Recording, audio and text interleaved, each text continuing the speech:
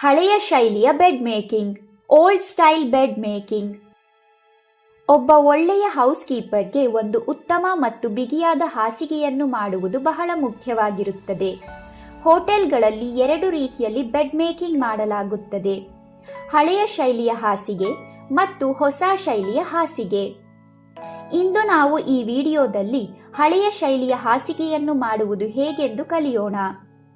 ಇದರಲ್ಲಿ ಬಳಸುವ ಪದಾರ್ಥಗಳು: 4 ಪಿಲ್ಲೋ ಕವರ್ಗಳು, 3 ಬೆಡ್ಶೀಟ್ಗಳು, ಬ್ಲ್ಯಾಂಕೆಟ್, 4 ಪಿಲ್ಲೋ ಮತ್ತು ಮ್ಯಾಟ್ರೆಸ್ ಪ್ರೊಟೆಕ್ಟರ್. ಹಾಸಿಗೆಯನ್ನು ಮಾಡುವಾಗ ಈ ವಿಷಯಗಳ ಬಗ್ಗೆ ಗಮನವಿಡಿ. ಪಿಲ್ಲೋ ಕವರ್ ಮತ್ತು ಬೆಡ್ಶೀಟ್ ಸ್ವಚ್ಛವಾಗಿರಬೇಕು.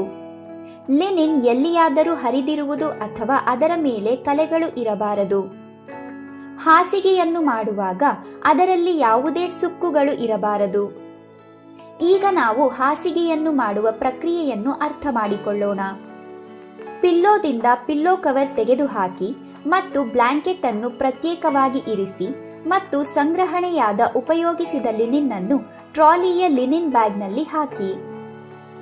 ಹಾಸಿಗೆಯನ್ನು ಮಾಡಲು ಟ್ರಾಲಿಯಿಂದ 3 ಬೆಡ್ಶೀಟ್ಗಳು ಮತ್ತು 4 ಪಿಲ್ಲೋ ಕವರ್ಗಳನ್ನು ತೆಗೆದುಕೊಳ್ಳಿ.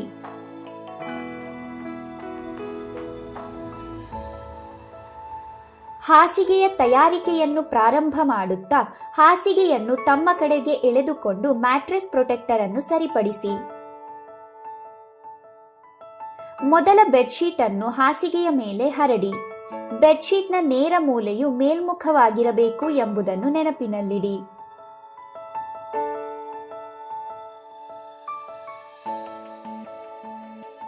ಮೊದಲು ಬೆಡ್ಶೀಟ್ ಅನ್ನು ಹೆಡ್ಬೋರ್ಡ್ನ ಕಡೆಯಿಂದ ಟಕ್ ಮಾಡಿ, ಅಂದರೆ ಒಳಗೆ ಹಾಕಿ. ಎಲ್ಲಾ ಮೂಲೆಗಳಲ್ಲಿ ಮೈಟ್ರೆ ಫೋಲ್ಡ್ ಮಾಡಿ ಮತ್ತು ಉಳಿದ ಬೆಡ್ಶೀಟ್ ಅನ್ನು ಒಳಗೆ ಟಕ್ ಮಾಡಿ.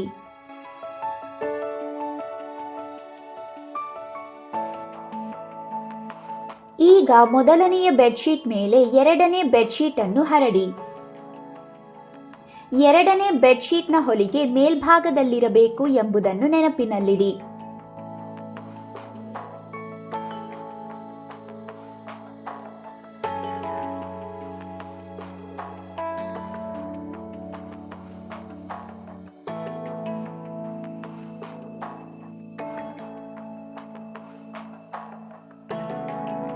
ಎರಡನೇ ಬೆಡ್ಶೀಟ್ನ ಮೇಲೆ ಬ್ಲ್ಯಾಂಕೆಟ್ ಹರಡಿ.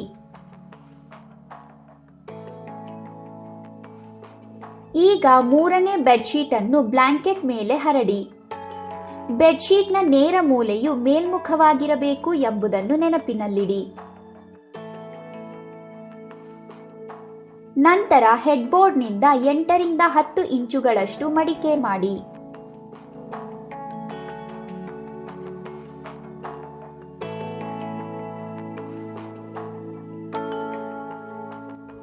ಈಗ ಮೈಟ್ರೆ ಫೋಲ್ಡ್ ಅನ್ನು ಫುಟ್ ಸೈಡ್ ನಿಂದ ಮಡಚಿ ಮತ್ತು ಬೆಡ್ಶೀಟ್ ಮತ್ತು ಬ್ಲ್ಯಾಂಕೆಟ್ನ ಎಲ್ಲಾ ಉಳಿದ ಭಾಗಗಳನ್ನು ಒಳಕ್ಕೆ ಟಕ್ ಮಾಡಿ.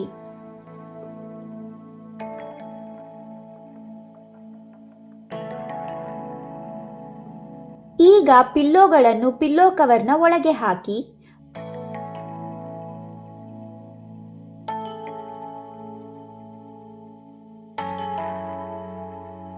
ಮತ್ತು ಅದನ್ನು ಹೆಡ್ಬೋರ್ಡ್ ಕಡೆಗೆ ಇಡಿ. ಬೆಡ್ ರನ್ನರ್ ಮತ್ತು ಕುಶನ್ ಅನ್ನು ತಂದು ಬೆಡ್ ರನ್ನರ್ ಅನ್ನು ಫುಟ್ ಸೈಡ್ ನಿಂದ ಹರಡಿ ಮತ್ತು ಆ ರನ್ನರ್ 2 ಬದಿಗಳಲ್ಲಿ ಸಮಾನವಾಗಿರುವುದನ್ನು ಖಚಿತಪಡಿಸಿಕೊಳ್ಳಿ. ಕುಶನ್ ಅನ್ನು ದಿಂಬಿನ ಮುಂದೆ ಸರಿಯಾಗಿ ಇಡಿ. 5 ನಿಮಿಷಗಳಲ್ಲಿ ಒಂದು ಸುಂದರವಾದ ಮತ್ತು ಬಿಗಿಯಾದ ಹಾಸಿಗೆಯನ್ನು ಮಾಡಲು ಪ್ರಯತ್ನಿಸಿ. ಈ ರೀತಿಯಾಗಿ ನೀವು ಹಾಸಿಗೆಯನ್ನು ಮಾಡಲು ಕಲಿತಿದ್ದೀರಿ.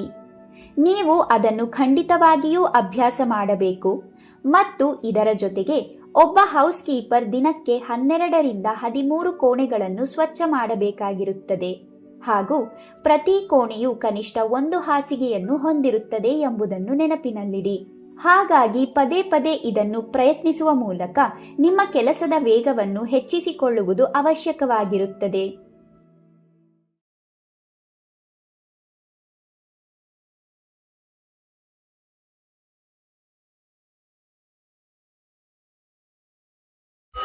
ಧನ್ಯವಾದಗಳು.